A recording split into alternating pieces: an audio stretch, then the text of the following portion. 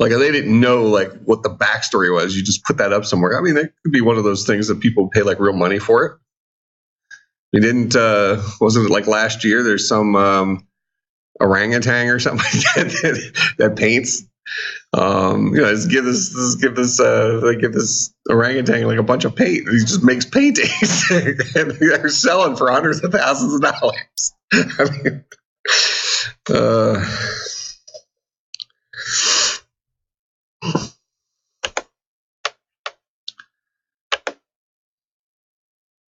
I feel that people just don't get my artistic genius.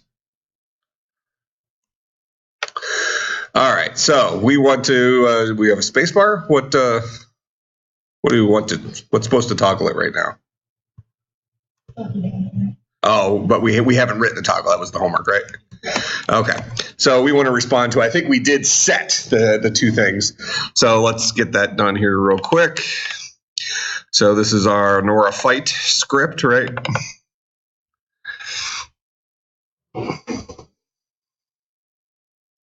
And then let's bring some enemies in here.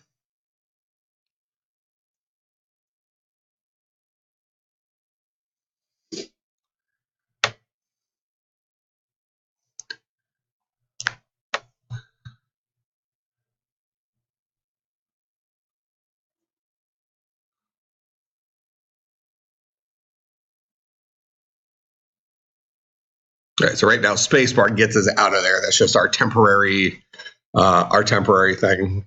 Okay, so we have our two arrow positions for index 0, index 1. We can probably go ahead and throw those guys in a.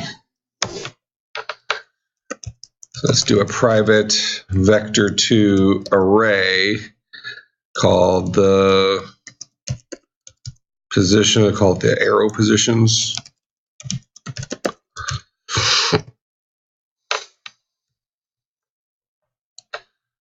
And then we'll say this dot the arrow positions is equal to a new vector2. Vector2 array of size 2, and we can set this guy equal to this dot arrow position 0 and this dot arrow position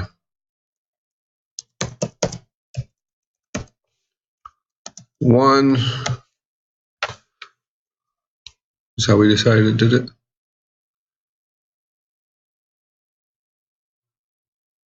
I didn't like that syntax last time either. You must have to do it all on at the same time when you first define it. So we'll say this dot the arrow positions equal. Can I do it now? This dot arrow position 0, this dot arrow position 1.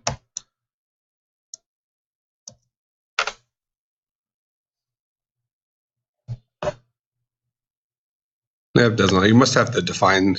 If you're gonna do an array literal, you must have to define it at the beginning. This dot arrow position 0. This dot the arrow positions at bucket 1 is equal to this dot arrow positions 1. And there's probably the shortcut way we could have done that, but that'll get the job done. So we just loaded our two things into an array, and then we have this selected index guy that will allow us to select between those two buckets of our array. So we have our counter. You didn't have to do it this way. Just you could have just done it with a big if statement.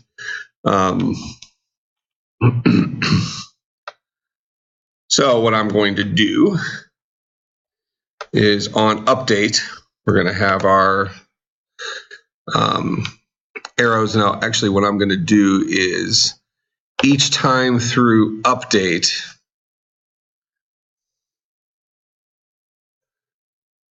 we don't need to do it inside of, we don't need to do every single time through there. We'll just update the position when we press it. So we'll say if input get key downs, we don't want to do it while it's being held down. We want to do it when we actually tap it, right?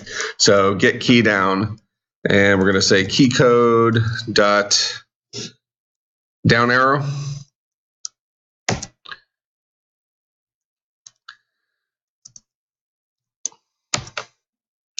So if the down arrow was a hit, we're going to say this dot selected index plus plus.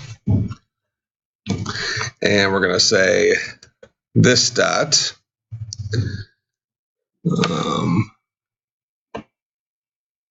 what do we have up here? We have select arrow.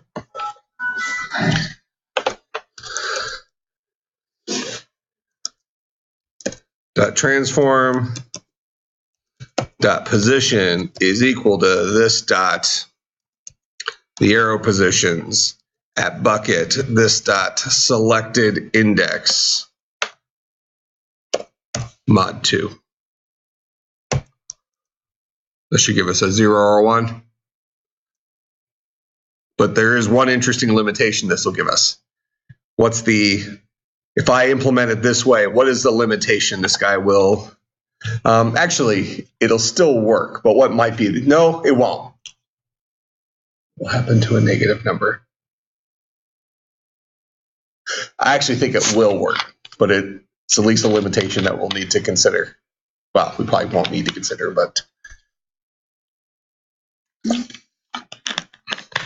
every single time I hit the down arrow, I'm incrementing selected index, right? So it'll go from 0 to 1 to 2 to 3 to 4 to 5 to 6, so on and so forth. And then when I try to decide which of my arrow positions I'm selecting, I'm modding it by 2. So in effect, I can only press the down arrow 2 billion times before I run out of runway. Now, the interesting thing, and I think this will work because I think if you mod a negative number, it ends up giving you the positive result. But what ends up happening, so let's say you have the maximum size integer, so 2.1 billion, whatever the thing is, and you add 1 to it. What happens?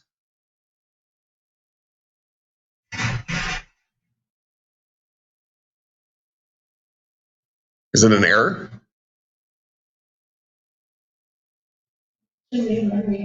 Okay, let me show you this inside of update. So in update, I'm going to just create a, actually let's, I don't have Eclipse on here. We'll just do it on here. All right, so I'm going to create a byte called count. We'll start this guy off at 0. And then I'm going to do fixed update here. So inside of fixed update, I'm going to print this dot count.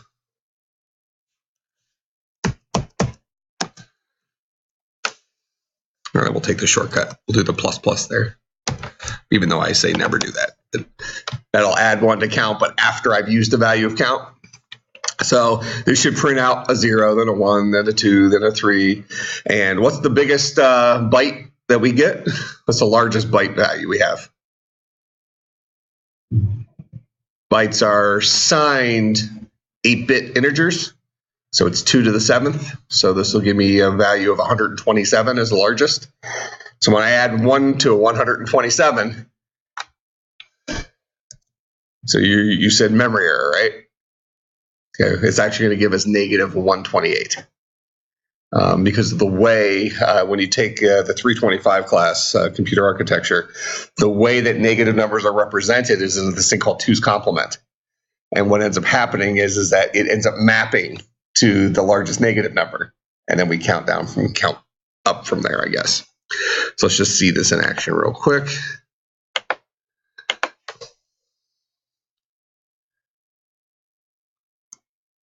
It'll go really quick down there, but we should be able to. Well, hold on. Is a byte signed? I mean, you're still seeing the same movement, but it's going up to 256.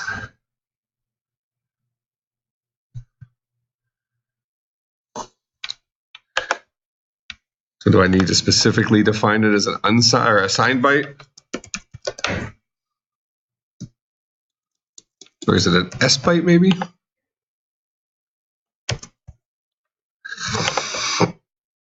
That still showed the deal. Once it got to 255, it went back to 0.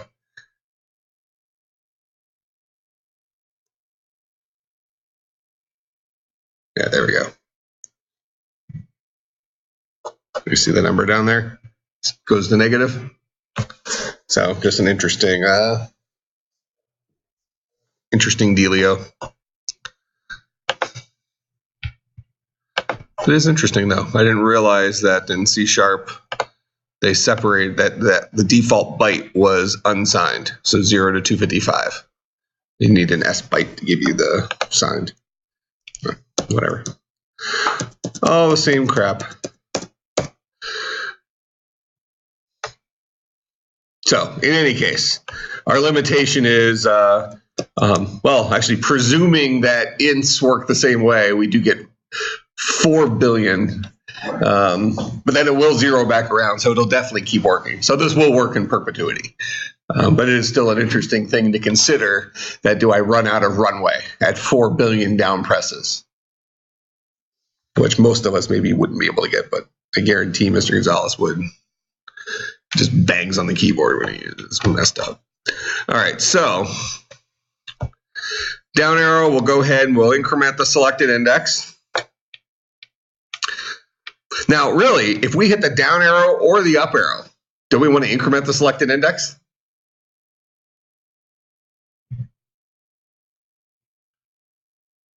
Doesn't the same thing happen? If I'm already down and I hit up and I add 1 to the thing, won't it go back to the 0 position? So can I do this all in one big ask? Can I say if input that get down key, my gosh, get key down,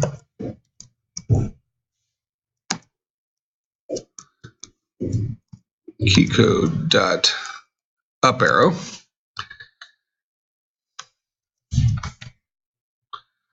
get key down.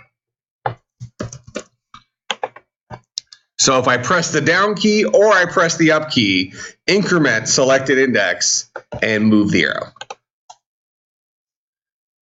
Because originally I'll go from I press down, I go from a 0 to a 1. 1 mod 2, 2 goes into 1 0 times with a remainder of 1, so it'll give me bucket 1. Then I press the up key. That'll add 1 to selected index. Now selected index is 2. 2 goes into 2, 1 time with a remainder of 0. Now we're at bucket 0. Now we're at bucket 1, bucket 0, bucket 1. See how that works? So we can actually handle whether we press the up key or the down key using the exact same logic.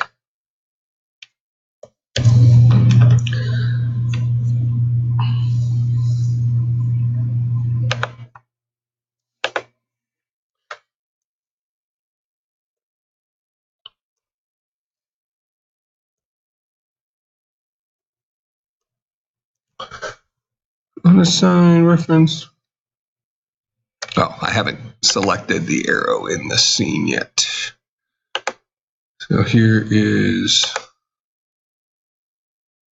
oh, that's the original game map. I need to go to my I'm lost project. Assets, fight, Nora. Okay, so I need to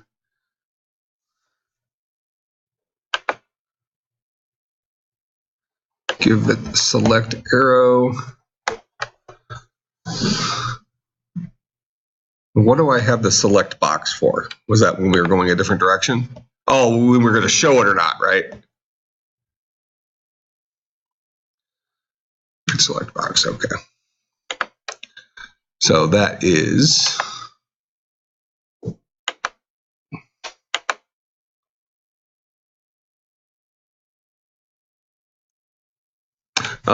let's just do this real quick because we're going to really have to hide this inside of a game object for whether or not we can show it. And we're not hiding it yet anyways.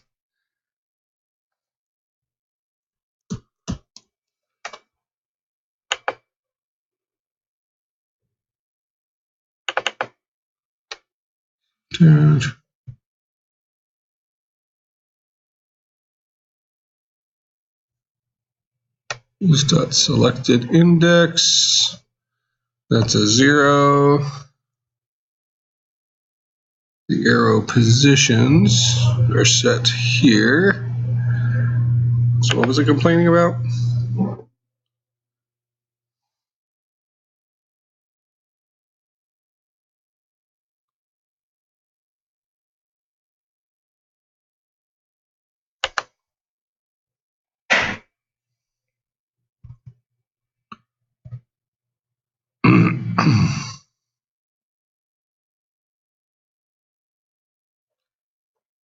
So we set both of those guys to values.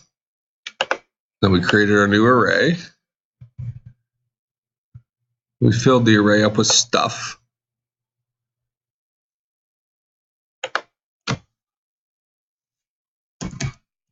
We'll just confirm that it's that line it's complaining about.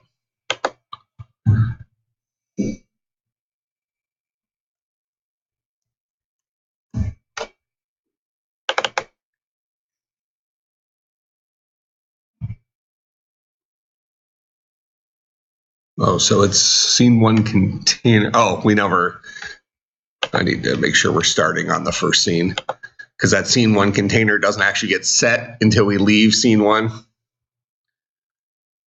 Because that's the dude we hide.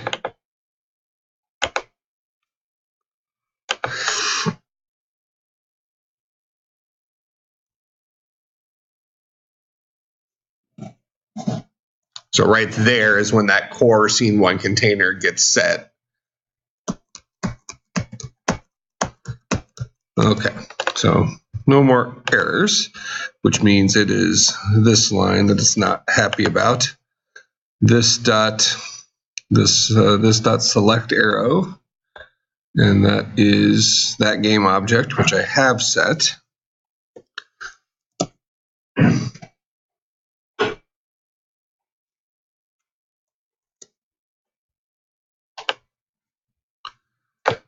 Let me just print this guy real quick and make sure that he's happy with that value. I think a vector2 will show an XY.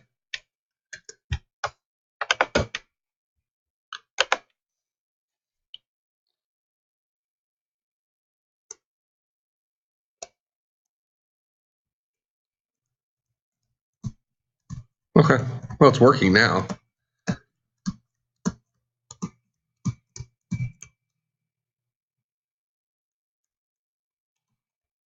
And also, if you remember from last time, it's very strange. Well, let me just take this line out real quick, because that's all I added there. So just a weird unity funk.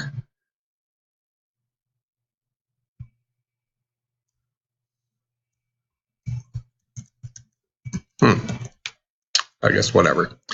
Okay, so now one interesting thing to note here, though, and I remember from last class, I brought this up. Up here, when we're getting our arrow position index 0 and arrow position index 1, I brought into question whether or not this guy was going to be passed by value or by address, whether a vector2 was passed by value or by address. Because this is the actual position of our select arrow. And down here, when I hit the key, I am changing that position. Now, what does that tell me? That tells me that if this guy was passed by address, which means that arrow position index 0 held the address of this position, when I changed it, the guy would no longer go back to position 0. It would remain at position 1 because that's the new thing. That's the new place. But since it did toggle back and forth, that tells us that this value right here, this vector2, is passed by value. It gives us a copy of that vector2 to store inside of this variable. So now from that point forward, anything that happens to this guy has no impact, no side effect on what happens to this guy. So it can store that away somewhere that vector2s are passed by value. Make sense? All right, so let's get our toggle, and that's effectively going to tell us how we're going to attack. And this is just using a little modulus trick. One thing you'll find in computer science, and it translates into game stuff quite often, is that modulo is a pretty good trick, pretty powerful trick that we can use over and over and over again. So I'm just hitting down over and over again. Now I'm hitting down and up. Now I'm hitting up over and over again. And it does what we would expect it to do. Okay, so now depending on what we selected there, see, I shouldn't be getting these pop-ups. I keep turning those off. So there's some really questionable stuff that could pop up there. I mean, there's Slack channels, there's stuff.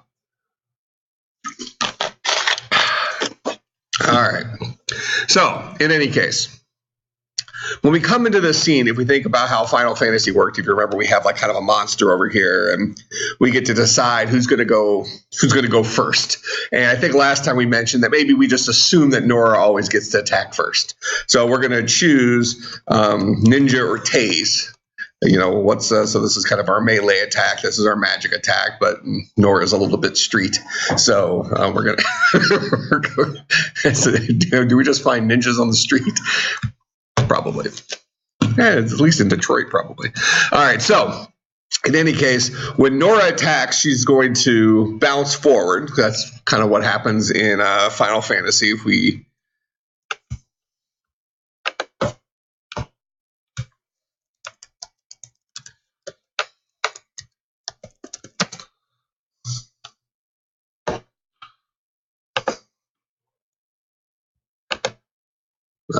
kind of showed it. So notice here's kind of all their stuff, and we'll end up doing some of that. But, you know, if this is Nora, when it's Nora's turn to fight, we're kind of selecting what we're going to do down here. I assume all of you can read Japanese, so we'll just go with this. Nora steps forward, and that's she's doing her thing, whether she's tasing or she's ninjaing, okay? And here's all our monsters over here that we're attacking. Initially, maybe we should just have one monster. Then we'll try to randomize, A, who the monster is, and B, how many monsters do we have? How many monsters are we attacking? And notice here, if we kind of think how this might work, we really have a maximum of 9 monsters we can attack at once. They kind of just have them in a grid. So maybe this would be monster pot 0, 1, 2, 3, 4, 5, 6, 7, 8, something like that. And depending on which ones get turned on, we would show monsters in those positions. All right, so Nora would step forward after we make our choice. So we're going to toggle back and forth and then maybe press enter to make our choice. Keeping in mind that we want to keep these controls as kind of flexible as possible, so that if we wanted to like go and attach a joystick, we would just map these things across. In fact, actually, there are joystick buttons, so we could have written this. I think we can also say, let's just test something here. Or input.get button down.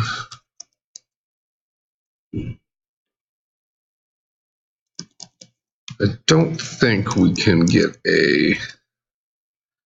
joystick button 0, joystick button 1. That might get a little sketch because that's like mapping a zillion buttons on a joystick. But we certainly could write it generically to work on joysticks as well, all at once, instead of having to go back through and change our logic later on. We would just have to have a joystick to test it with. Okay, so those are all the different ways we can control it. Right now, we're just doing it with the arrow keys.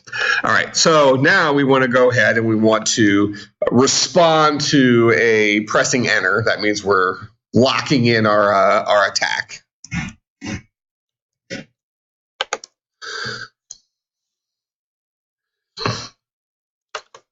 So now we want to detect enter for type of attack.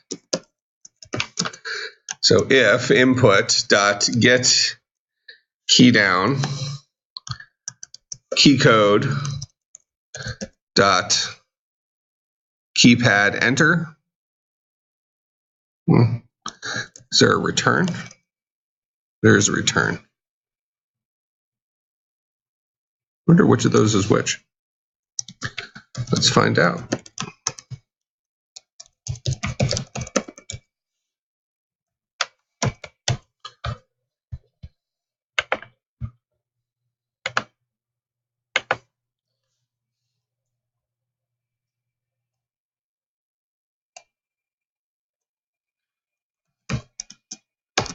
Okay, so it's detecting the return.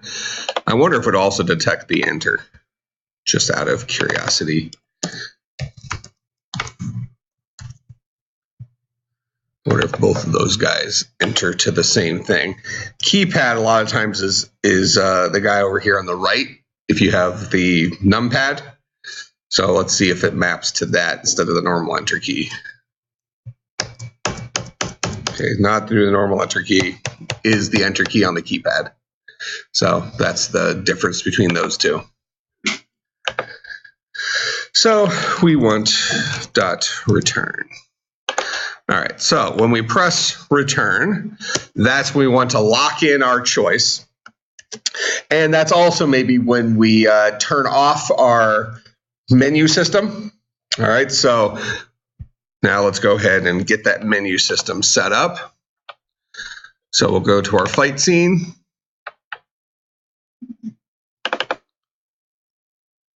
So inside of our canvas, I'm going to create an empty game object.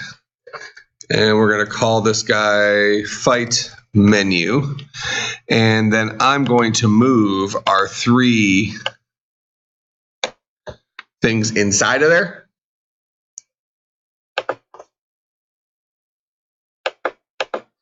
That way we can turn off that fight menu. So then on Nora, on her fight script, we're going to go ahead and give it that fight menu as our fight selection box.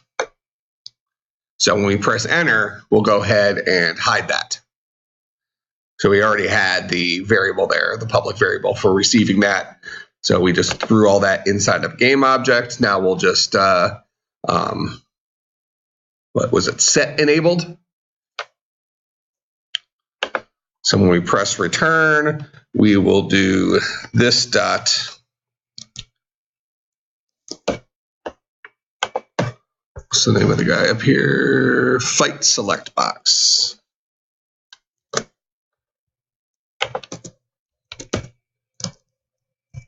Set active to false. All right, so that should hide it. We've deactivated that object. But it's more than just hiding it. We've actually removed it from the scene. And we should see that over here. That when this guy runs, we should see that fight menu disappear. Well, at least it grayed out. So it's no longer in the scene. Okay. So now that is then going to start the process of Nora attacking. All right. So what we need to do is we need to have an offset of how far Nora is going to move. So if we go in here,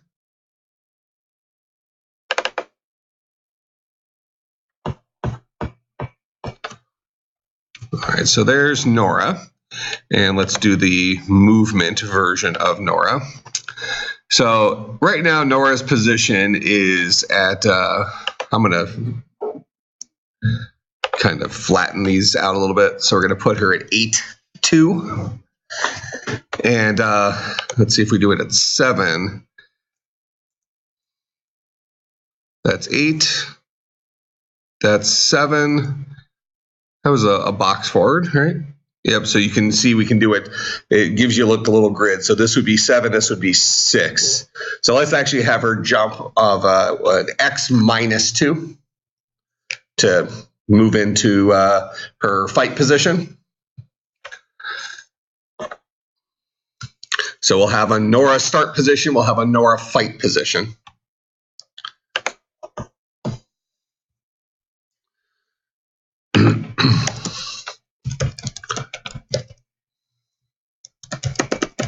Nora positions, we'll say private vector 2, Nora idle position, then private vector 2, Nora fight position. Then down here, we'll set those up. We'll say this dot Nora idle position is equal to this dot game object dot transform. Actually, we didn't even have to get the game object. We could have gotten the script as well, but this will work. So this dot transform or this dot game object dot transform gives you the exact same transform when you're accessing it through a script.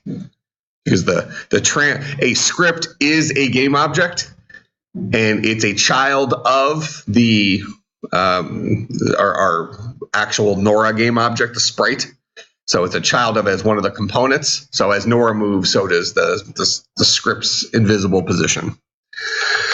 So transform dot position. So that'll be Nora's initial position on the screen, and then we'll say this dot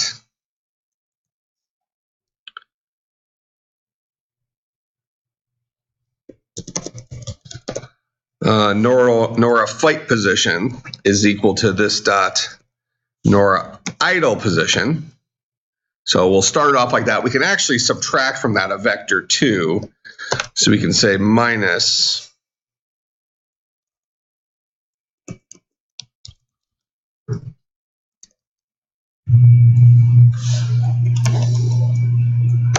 vector 2 dot left times 2. I think that'll do it. Subtract from there a vector 2 left times 2. I think so. And we're going to find out real quick, because we want it to move 2 things to the left. So this should effectively subtract 2 on the x. All right, so then down here when we press enter, we're going to say this dot game object dot transform dot position is equal to this dot Nora fight position. And let's see if she moves where we want her to move.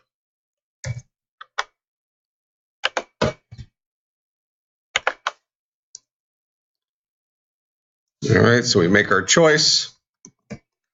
Oh, we don't have that, but whoa. Okay, so a little aggressive. So move left.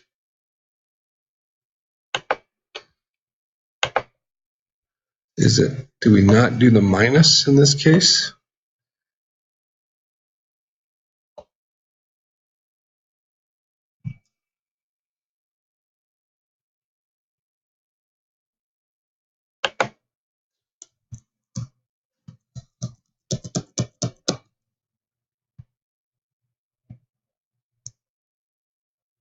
Well, here.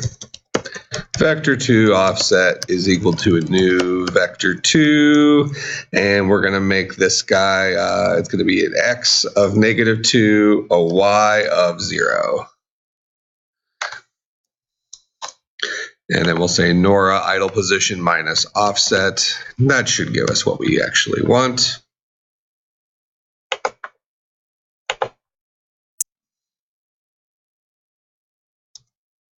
Oh no, that did the same move, but moved her a lot more than I was expecting.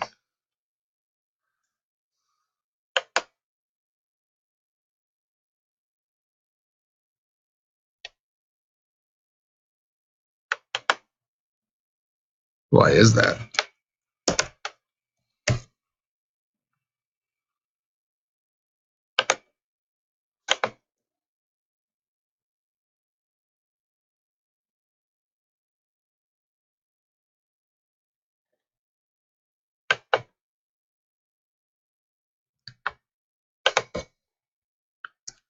I couldn't even tell if that moved it less.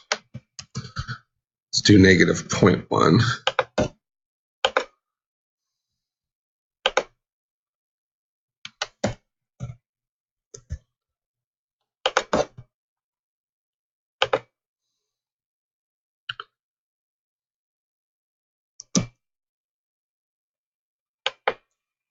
Very interesting. Let's see. So she's definitely starting off. So let's just look and see what it does to the XY.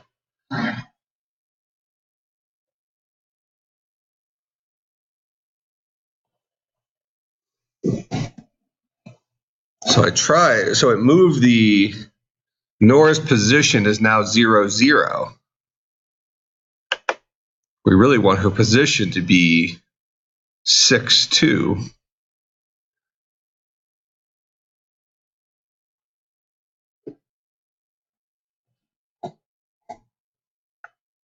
Only we could hard code it to the 6, 2 and get the thing that we want.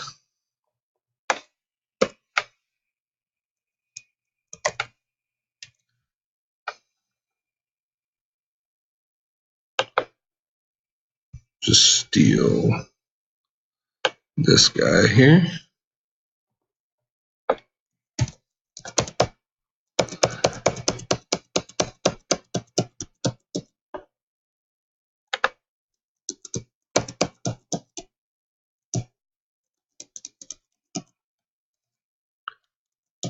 We would rather do it relative to her original position in case we move her around on the scene.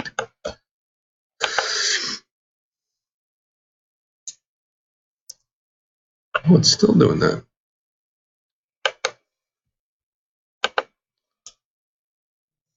That is saved. That's a new vector 2, 6, 2. It's 6 on the X, 2 on the Y, and we've seen that is the position we want her to be in. Let's make sure that is, if I change this to a 6, 2, and I run it, it should look correct. She should still be up there. That's where we want her. If I change this to an 8, 2, yeah.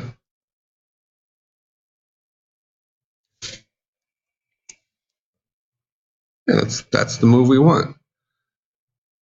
So 6, 2, and 0, but if we press enter, she's moving to 0, 0, 0.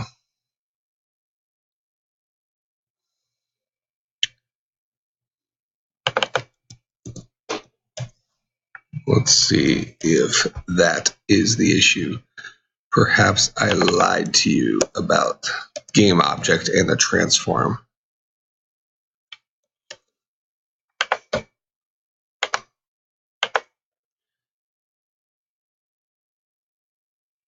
No, it does the same thing.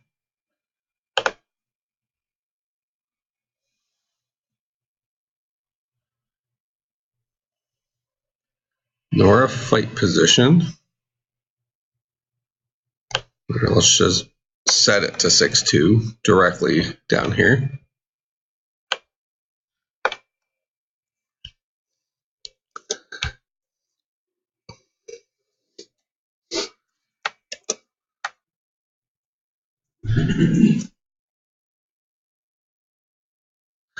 I don't think we need to make it the local position. If we do, I'll talk about that in a second.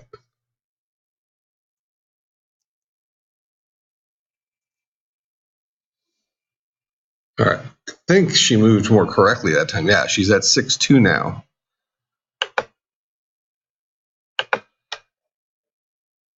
So why then?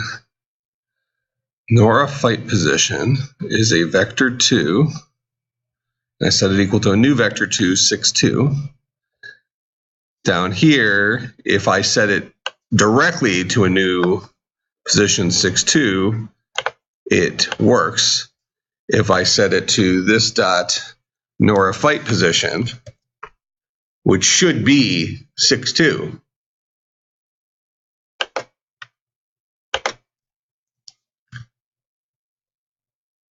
bounces to the middle.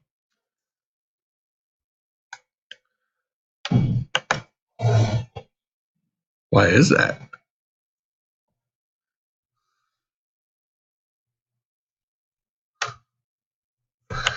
Let me print this dot Nora fight position here.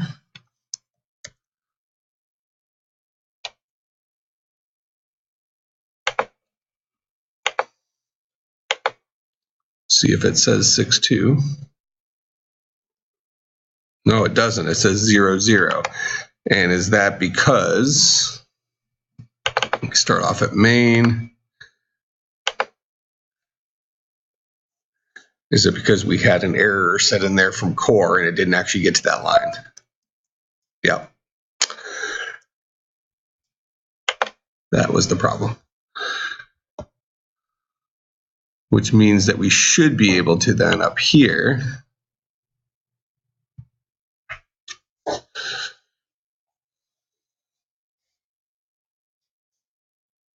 well, let's just leave it like that for now, but we should have been able to do the fancy math.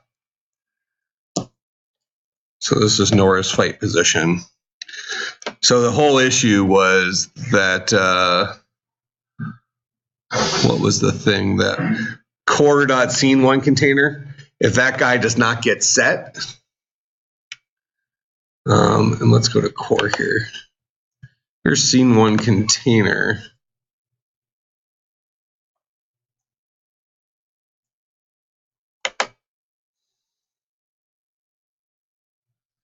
Yeah, so that guy gets set here at the beginning of Nora controller. So in start for Nora controller, we set scene1 container equal to that guy. Well, we get an error on that scene2 if I try to set something that's null equal to something else.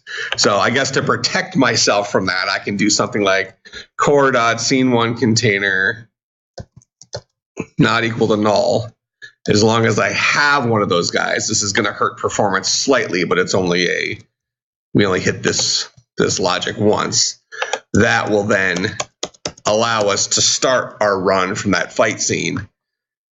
Because what was happening is that when it ran into the error here, it didn't finish running the start. So none of that stuff happened, which means that Nora fight position did not get set to 6.2. It defaulted to a generic vector 2 of a 0, 0. So when we came down here to move her, we moved her to 0, 0, and that's what we saw Nora doing.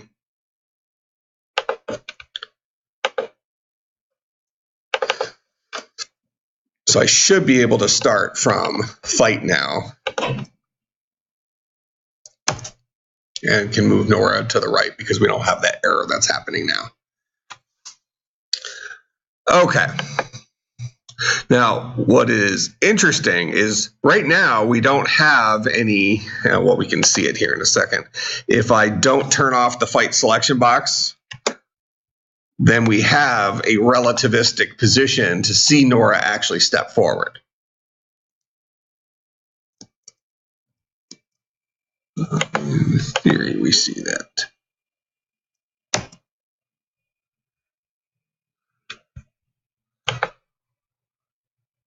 Oh, she was a bad example.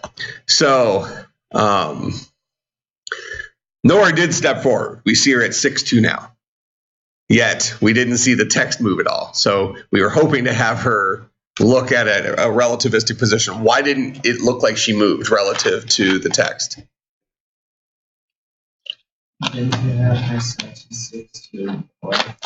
I don't think so. Even if I did, I don't think she's going to move.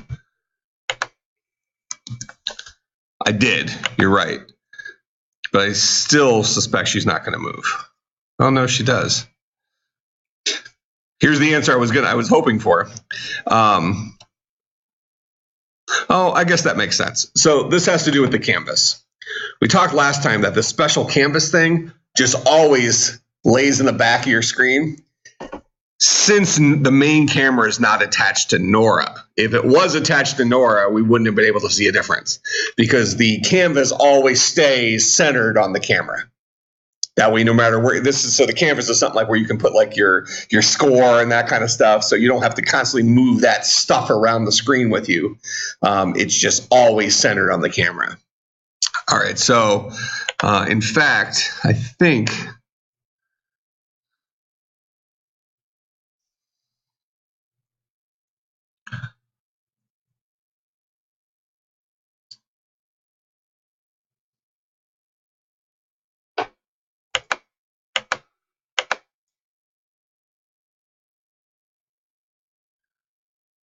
Pretty sure that on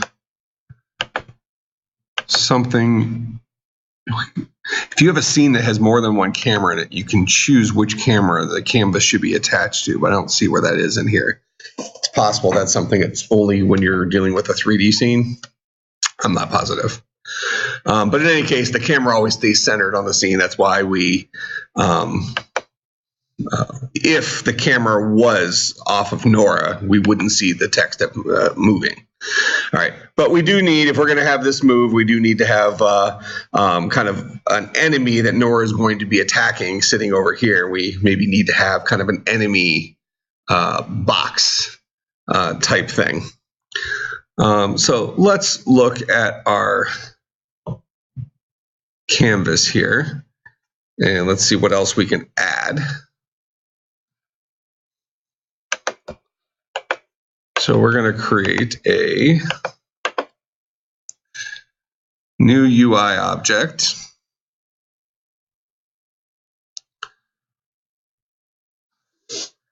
I'm thinking maybe a panel. We were looking at this last time.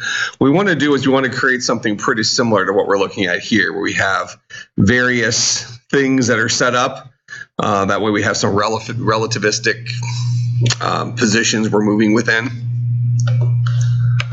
Let's see if panel lets us accomplish that. So we're going to create a UI element. We'll create a panel.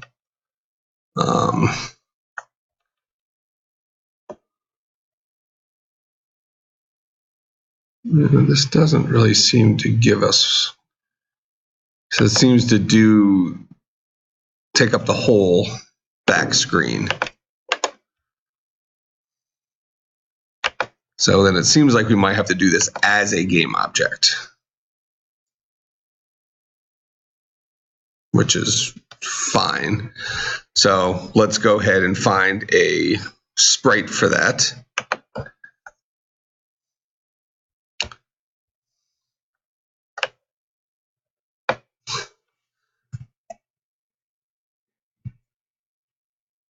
Let's see, let's do a square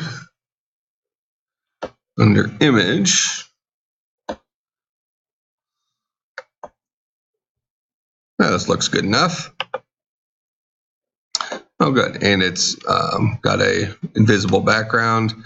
So I'm going to go ahead and we're going to click View Image. I'm going to right click on this guy. We'll save image as, and we're going to call this guy a box.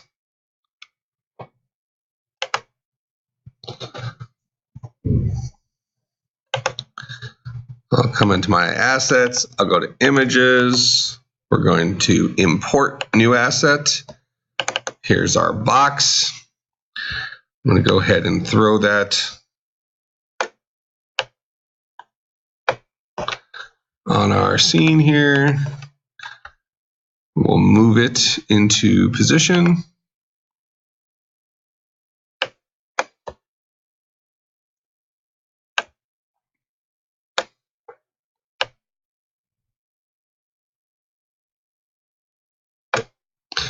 We'll stretch it out a little bit.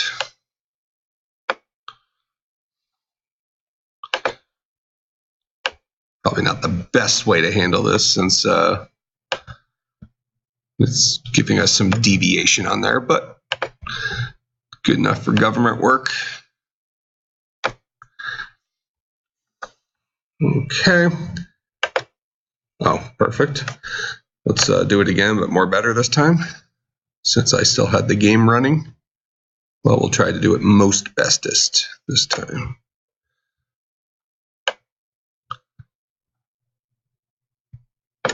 Which actually, I think I have a copyright claim on that. Have you seen the recent Little Caesars commercials where they talk about the biggest, most bestest pepperoni pizza or something like that? I've been saying most bestest for like 15 years. Got recordings. All right, let's make sure that guy looks decent in there. All right, perfect. It's not offensive at all in terms of our scene looking less. This is my painting technique, I suppose. So we're going to call this the enemy box. And I'm going to go ahead and give myself another box in here.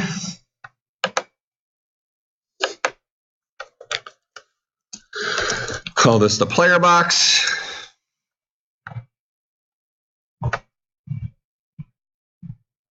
And if we're trying to mimic this off of our Final Fantasy scene, we have our player box, but to the left of our player box, we have kind of our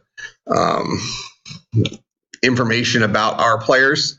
So we can have a maximum of 4 players here that are on our team. So in Final Fantasy, you controlled all these. These aren't like, this isn't a multiplayer game, but these are the 4 members you had in your team. So you can only bring 4 people into a fight with you. So these were kind of hard-coded type panels. So let's kind of draw this out here. So we're going to have our team. We're going to have the, we would call this the stat box. So I'll make a copy of that guy. This is our stat box. We're going to squeeze that down some. I'm going to move that over here to the left. I'm going to bring it kind of here in the center.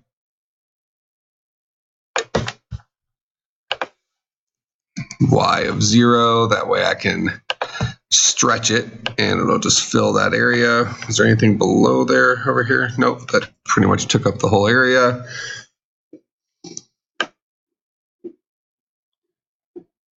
All right, so that'll be our stat box. Then our player box. It looks like player and enemies took up roughly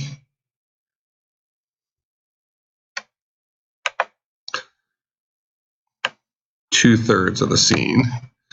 Let's take that, move it down.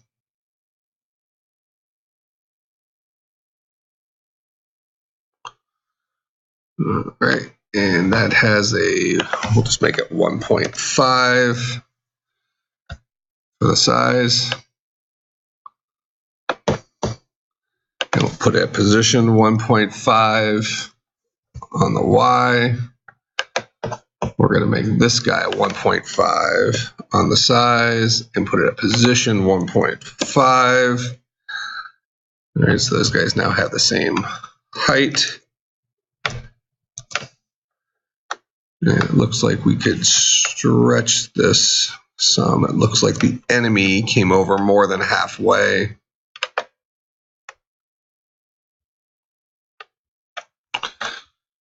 So we'll stretch the enemy box to there.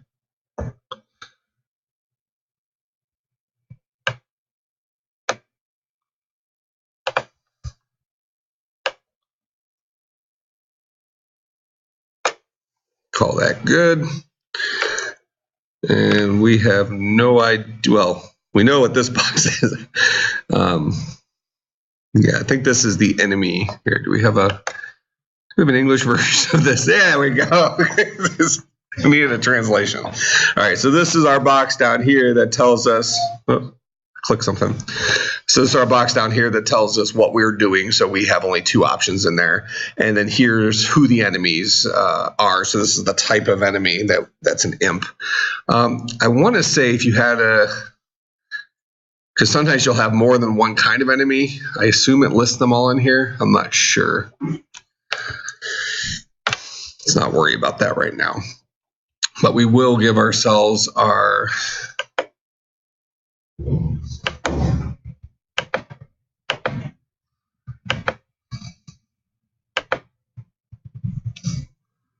fight menu that's going to be in the game.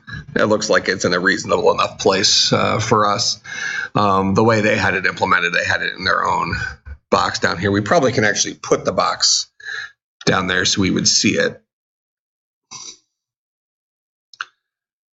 And we could also probably move that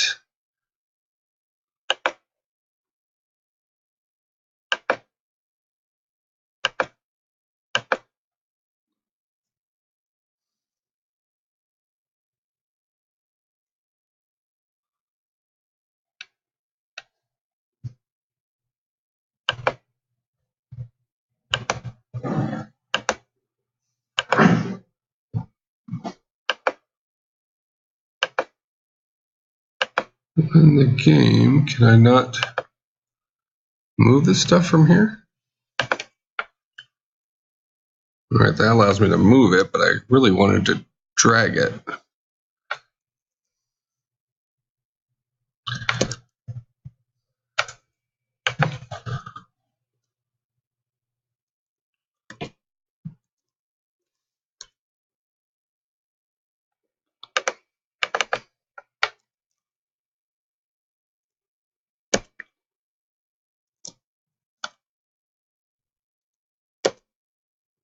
Let's call that pretty good. And then we'll give ourselves one more box. Call this choice box. And choice box is going to move here. We're going to scale it.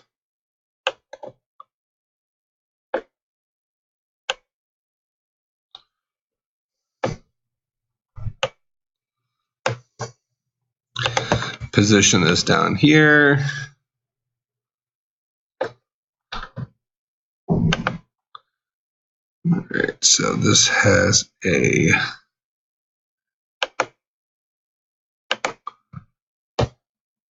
we'll say this has a width of 4.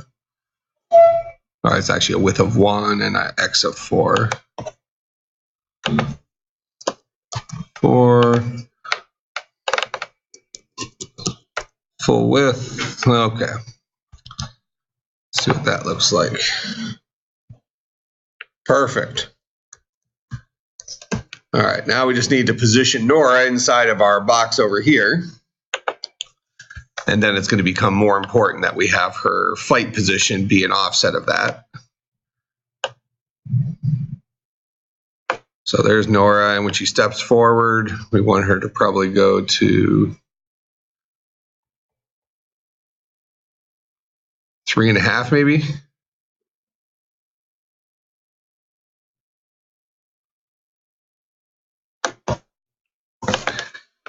So 5.5 to 3.5, so that's a step of 2.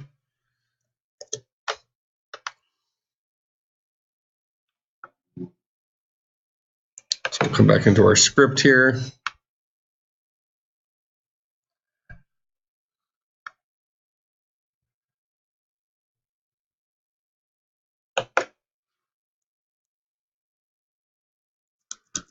We're going to say this dot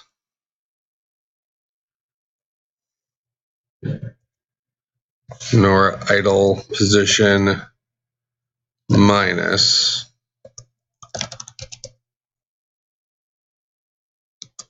new vector 2, 2 on the x, 0 on the y. I think that should do it.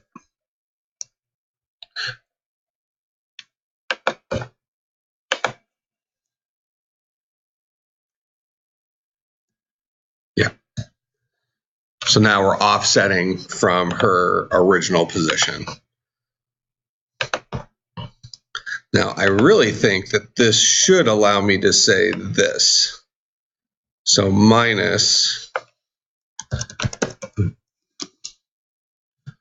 vector 2 dot left times 2. I think that should be the same thing.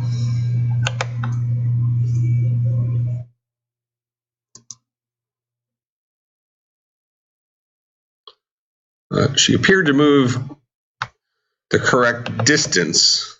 Oh, I need to add that because I'm moving to the left. If I'm subtracting from the left, she moved exactly the way she was supposed to go.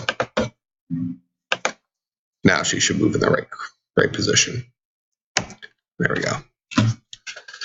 So current position plus a move in the left times 2, which is 2 moves to the left.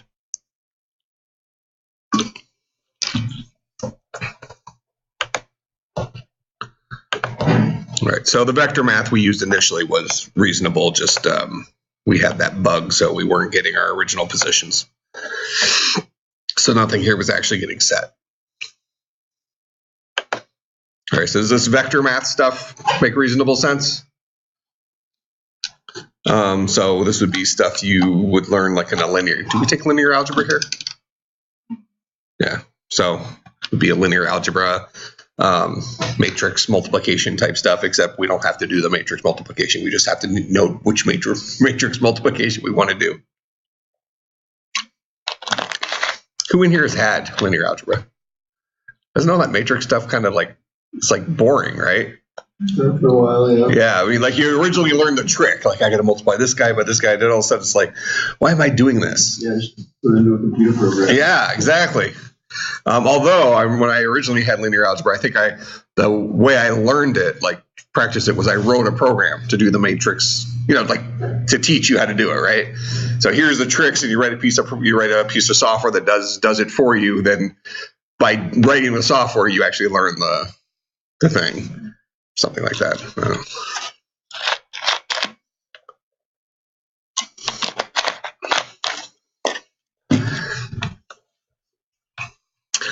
Okay, so this should move Nora now. Now let's go ahead and let's find ourselves a good enemy. So we just want to kind of get this thing all set up for after break. Should I give you a big homework assignment over break? What? That is a good response. Why not? But I probably won't.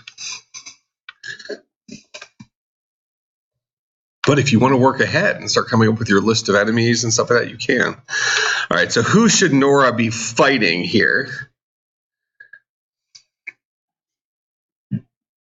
Who's Nora's arch enemy? Huh? I think this would be funny. What, if I come up with it or you guys come up with it? Who is Nora's arch enemy? I'm just thinking like if this movie would be like someone grandma fighting. No, I actually have it. Kool-Aid guy.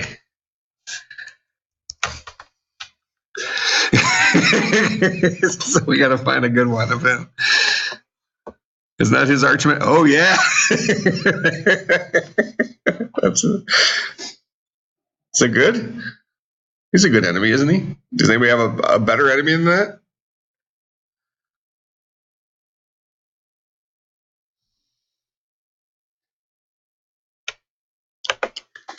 Right. Oh, he's not. Well, let's see. I'm going to go ahead and save this. Kool-Aid Man. We'll save him in downloads.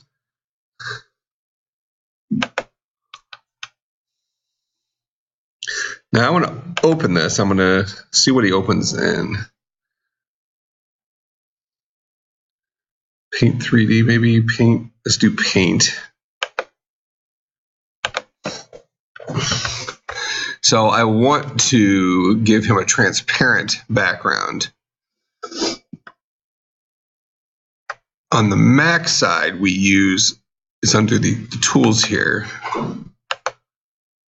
So it's, no, that's not going to do it. It's like the magic wand is the tool that we use.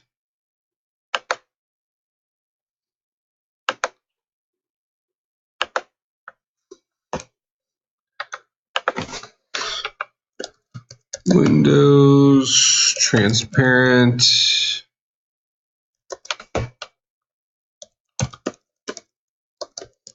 Image.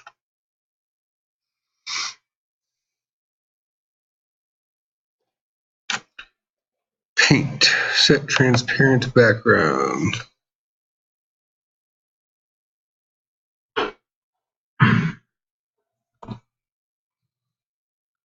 Yeah, they're grabbing another program to do it. We can grab that another program, but let's just see if we find one of these that has a transparent background already.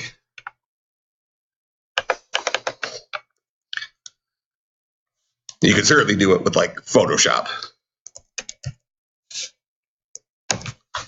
I just happened to use it. Does this have it?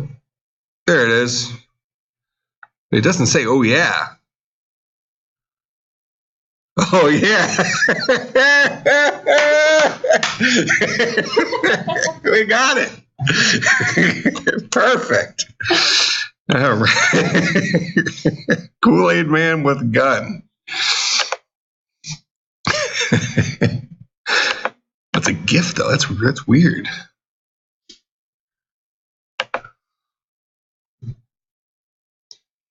Hopefully it allows me to bring gifts in here.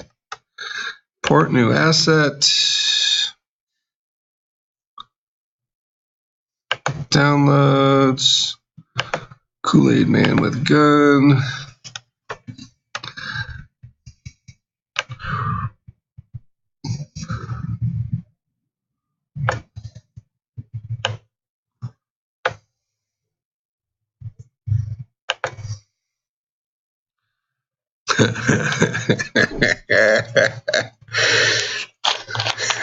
Perfect.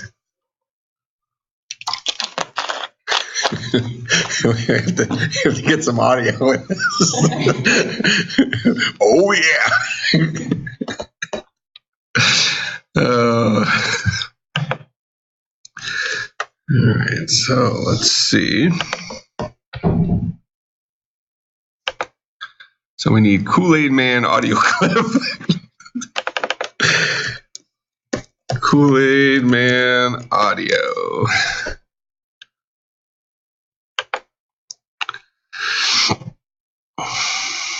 Oh, Cool Air, Kool-Aid.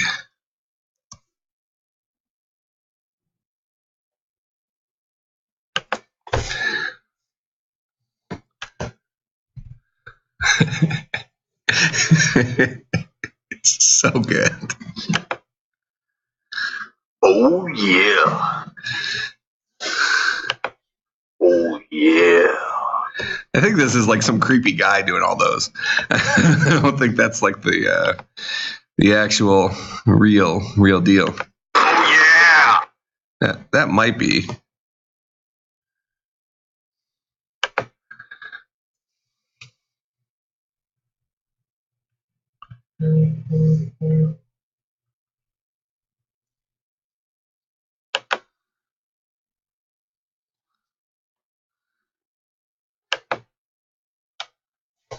There was an Atari game based on the Kool-Aid Man? It was. Oh, I remember this game. I totally remember that game.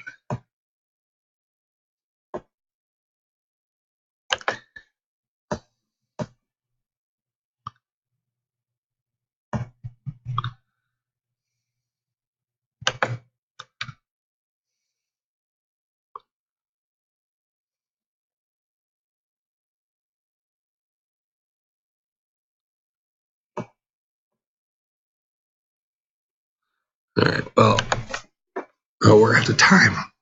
All right, we got to get some. Next time we have to start off getting. I'll actually look for it over break. I'll look for some audio. So if you want to, in your spare time over break, want to find some good audio clips for our background music or our Kool-Aid guy, post it into Slack, and we'll get it put into our thing. All right, so no homework over break. If you're traveling, travel safe. Remember, today is student, faculty, staff Bible study. God and grub. Show up to the cafeteria around, it's noon to 1 is in the terrace room. I usually go down to the cafeteria around 11:20 and eat in there, but just sign in. You get a free lunch and take your tray down to the terrace room. I'll see everybody after break.